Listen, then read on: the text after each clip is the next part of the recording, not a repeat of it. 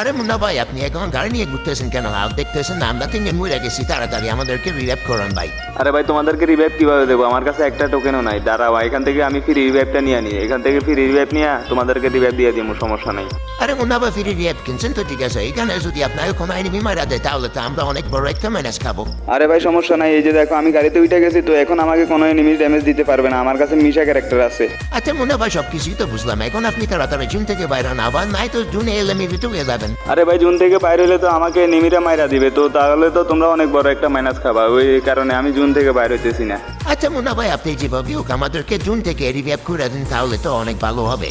আরে ভাই তোমাদের সাথে কথা বলতে বলতে তো আমি এদিক দিয়ে খেয়াল করি নাই, আমার কাছে একটা মেটকিটও নাই, আর পিছন দিকে নেমে আসতেছে ভাই। এখন তাড়াতাড়ি এখান থেকে ভাগতে হবে। তো এই যে দেখো তোমাদেরকে রিভাইভ দিয়ে দিছি, তোমরা এখন যেভাবে হোক সাবধানে থাকো। আমার গাড়িটাও ফাটাইয়া দিছে। আর ভাই তোমরা সবাই তো লাইক সাবস্ক্রাইবটা করোই না, তোমাদের জন্য এত কষ্ট করে ভিডিও বানাই।